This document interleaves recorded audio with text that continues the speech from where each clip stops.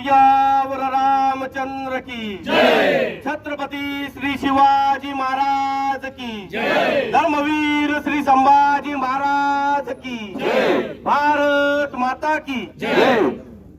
सर्वप्रथम महाराज, आता मी तर सहसा कधी सभेमध्ये याच्यात कधी बोललेलो नाही, पण माझं एकच म्हणणं आहे, किती दिवस बोलायचं फक्त उताव रांडे भागाव लांडे, दांडे हाय तर मारून दाखवा, जमीनचा खर्च आमचा आहे। पूर्ण कोणत्याही व्यक्तीला जमलेले सर्व हिंदू धर्मीय बांधूंना मी एकच सांगतो का तुम्हाला फक्त उठाव दांडे भागाव लांडे करू नका।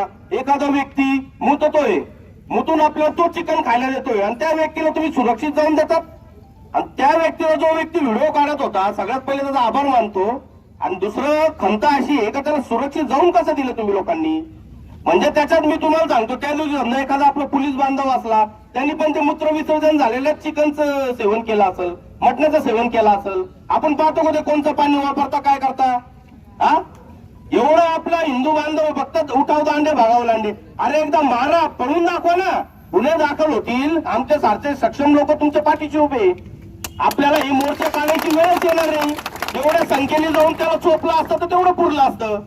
एवढी संख्या जमा करून आपण घाम घालत एवढं 3-4 किलोमीटर चालत आलोय, हेच कष्ट तिथं केल्याचं ती टपरी ठेवली कशाला। मला आता एक आपल्या समर्थकांनी सांगितलं की ती आपल्या हिंदूंच्याच माणसाची जागा आहे आणि त्याच्यावर त्याची टपरी आहे। मी आता सांगतो, इथून निघाल्यावर सगळ्यात पहिले ते टपरी उखाडून फेका। हिंदू धर्मातल्या माणसाला काय अडचण आहे का उखाडायला? त्या व्यक्तीला काय अडचण असायला पाहिजे का?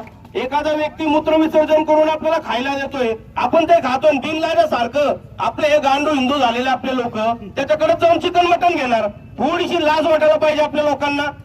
हा अरे तसं पाहिलं कधी तर सनातन धर्मात मटणाचं सेवन करायलाच नाही पाहिजे। स्वतः मी 4 वर्ष झाले आजपर्यंत मटण खाल्लं नाही, मासे खाल्ले नाही, मी स्वतः सोडले। आमच्या सारखे व्यक्ती जेव्हा सोडू शकतात तर तुम्ही काय सोडू शकत नाही?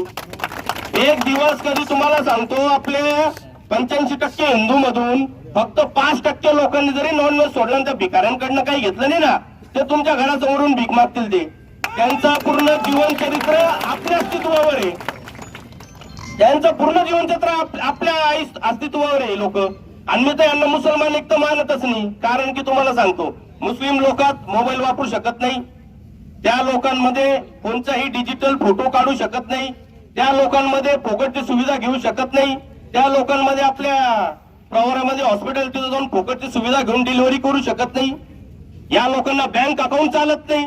आपले इथं नवीनच मुस्लिम आहे, यांना बँक अकाउंट पाहिजे, सरकारची सगळी सुविधा पाहिजे, आणि मग बोलणार आम्ही शरियावर चालणार, आम्ही संविधान मानणार नाही। अरे अशा लोकांच्या ढुंगणावर लाता मारण तुम्ही, तोंडावर बोलतात आम्ही संविधान मानणार नाही, आम्ही शरिया कानून चालवणार, आणि पोलीस प्रशासन तरी त्यांना सपोर्ट करते। मला हे कळत नाही नेमकं अडलेलं काय, कुठं अडलेले, हा काय अडलेले? आपल्या देवेंद्रजी फडणवीस साहेबांनी, मुख्यमंत्री स्वतः बोलतोय, भोंगे वाजले, जिथं भोंगा वाजला तिथं आपण कारवाई करायला पाहिजे, आणि कारवाई नाही झाली तर त्या क्षेत्रातल्या पोलीस अधिकाऱ्याला ते निलंबन करणार, हे संसदेत बोललेले आहे त्यांनी। तरी एकही हिंदू आजपर्यंत एकही पोलिसांना कंप्लेंट केली नाही। पोलिस पण बोलतो आमच्याकडे कंप्लेंट आली नाही तर आम्ही काय कारवाई करणार आहे? इथं बसलेला प्रत्येक माझ्या हिंदू धर्माच्या बांधवांना मी एकच सांगतो, तुम्ही लोकांनी जिथं जिथं भोंगे वाजले पोलीस स्टेशन मध्ये जाऊन कंप्लेंट करा। कंप्लेंट झाल्यावर ते भोंगे कधी उतरवले नाही तर तुम्ही आमच्याशी संपर्क करा, आम्हाला माहिती आहे तिथं काय करायचंय मग। कारण की आज सागर भैयांनी त्यांच्या इंस्टाग्राम अकाउंटला एक पोस्ट केलेली भोंग्यांची, पहिले भोंगे बंद करायचे, आणि दुसरं सगळ्यांना मी सांगतो, कोणालाही काही कोणाची घाबरायची गरज नाही। इथं थांबलेले, आता आम्ही बोलतोय, आम्ही का नॉर्मल बोलत नाही, आम्ही स्वतः बाहुबली, मरणाचे गुन्हे अंगावर घेतले, आज फक्त धर्मकार्यात आलो म्हणून थोडं वातावरण असं दिसतंय का नाही जाऊ धर्मकार्यात गेले, धर्मकार्यात गेलो म्हणजे का शांत बसलेलो नाही। अजून 2-4 गुन्हे पडले, 10 गुन्हे पडले, परत मर्डर पडला, 2-4 मोक्यातून पहिले निघालोय, परत गेलो तरी अडचण नाही धर्मासाठी। इथं बसलेल्या प्रत्येक बांधवांना मी एकच सांगतो, तुम्ही कोणत्याही संघटनेचे असा, कोणत्याही संघटनेचं काम करा तुम्ही, आम्हाला काही अडचण नाही, पण सनातन धर्मावर ज्यावेळेस येणार तुम्हाला एकत्र यायची गरज आहे। आज कोणावर जरी अन्याय अत्याचार झाला आम्ही विचार करत नाही, हा या संघटनेचा तो फक्त आपला हिंदू बांधव आहे, आणि त्या हिंदू बांधवासाठी आपल्याला लढायचंय, म्हणून आज आम्ही पण इथं आलोय। आणि इथं जमलेल्या प्रत्येक बांधवांना मी परत सांगतो, प्रत्येकाला फोन नंबर माहिती, सगळं माहिती, कोणाला अडचण आली डायरेक्ट फोन करायचा, आपल्याला कोणता बायपास नाही आहे ना, आपल्याला कोणतं काय 4 लोकांना बोलून आमच्याकडे संपर्क साधायचा आहे. कोणत्याही व्यक्तीला अडचण आली आम्ही त्याच्यासाठी सक्षम आहोत आणि कुणाला घाबरायचं नाही. पोलीस बांधव पण आपले हिंदूच एक ध्यानात ठेवा. फक्त आता त्यांना त्यांचं काय आडलं असेल त्याच्यामुळे काय करता येत नसेल, पण आपल्याला सपोर्ट करतात हे ध्यानात ठेवा. आणि वेळोवेळी तुम्ही तक्रार दाखल करा. तक्रारीवर समजा काही उपचार झाला नाही तर आपल्याकडे आहेच पर्याय. मग तुम्हाला तर मी स्पष्ट सांगितलं, वकिलाचं जामीनचं सगळं खर्च आम्ही करतो बाबा, जास्त टेन्शन घ्यायचं नाही. आणि हा विचार नाही करायचा तर वातावरण खराब होईल, जातींमध्ये तेढ निर्माण होतोय. हा तेढ बीड गेला उडत, हे डोक्यात आणायचं नाही. आपल्याला जे करायचं ते बिंदास करा, जास्त लोड घ्यायचं नाही. बाकी सगळ्यांसाठी आता महाराज आहे, ते काय संबोधित करतील. आणि परत मी बोलतो, फक्त भाषण ठोकून इथं येऊन टाळ्या वाजवून, अरे आपण टाळ्या वाजून वाजून परेशान झालो, आपल्या घरात घुसायची वेळ आली या लांड्यांची. फक्त टाळ्या वाजवतो आपण. अरे टाळ्या वाजवू नका, तुमच्याकडे साधन आहे, साधनाने मारा ना अशा आराम करू लोकांना. कशाला ठेवलं अशांना? असं मारा एखाद्या व्यक्तीला का त्यांनी विचार करायला पाहिजे. कारण की तुम्ही बघा, दरवेळेस बघा आपल्या मंदिरात पण तेच होतं. शनी शिंगणापूरची घटना बघा, 118 जिहादे तिथे होते. आपल्या सारख्या काही लोकांनी नॉनव्हेज खाल्लं कधी तर मंदिराच्या पायरीपर्यंत ते पोहोचत नाही. कधी हे नॉनव्हेज खाणारे रोज काय खाऊन येतील, हे तिकडे उभं राहतात, तिथं ते तेल टाकायला होते महाराजांच्या मूर्तीपाशी. म्हणजे एवढी मोठी शोकांतिका फक्त आपल्या ते महाराज. तुम्हाला सांगतो, एवढं आपले जे मंदिर आहे, गावागावात मंदिर आहे, तुम्ही ट्रस्टची बॉडी कधी पाहिली ना? एखादा लांडा घेता मुसलमान घेणार काय? आपले कोणते त्यांच्या मस्जिदमध्ये, मदरसेमध्ये, कोणत्या ट्रस्टमध्ये आपले लोक आहे बरं? आहे का एकही व्यक्ती ट्रस्टची?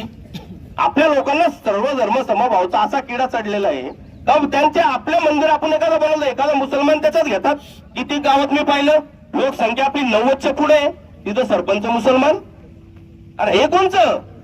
यांना आपली मूर्ती चालत नाही, यांना आपल्या देवांचे फोटो चालत नाही. आणि बिल लावण्यासारखे आपले लोक मंदिराचे कॉन्ट्रॅक्ट पण त्यांना देतात, प्रसादाचं कॉन्ट्रॅक्ट त्यांच्याकडे, भाजीपाल्याचे कॉन्ट्रॅक्ट त्यांच्याकडे. अरे हे इथं ओपन मध्ये लघवी करून समजा आपल्याला दिसत असेल तर ते तिथं काय करत असतील बरं आपले? एवढी मोठी शोकांतिका आहे आणि सरकारचं काम आहे JR काढणे. आपण विरोध करायला पाहिजे ना. आता एक नवीन मूवी आला, कोणता उदयपूर फाईल बघा. आता मी तर त्याचा ट्रेलर पण पाहिला नाही. आणि काही आरामखोर मुसलमान लोक पहिलेच निवेदन द्यायला गेले का हे मूवी ठेवायचं नाही, हे मूवी लागायला नाही पाहिजे. आयला मी बोललो, हे काय? आपल्या लोकांनी विरोध करायला पाहिजे ना. त्याच्या समर्थनात मी तो सांगतो, तुम्ही त्याच्या समर्थनात मोर्चा काढा, हा मूवी लावायचं जे. आणि मी तर आयर साहेबांना सांगतो, इथं आलेले ते मोर्चांमध्ये, म्हणून आपल्या टॉकीज मध्ये उदयपूर फाईल लावा. जास्तीत जास्त लोक मी श्रीरामपूरवरनं घेऊन येणार इथं.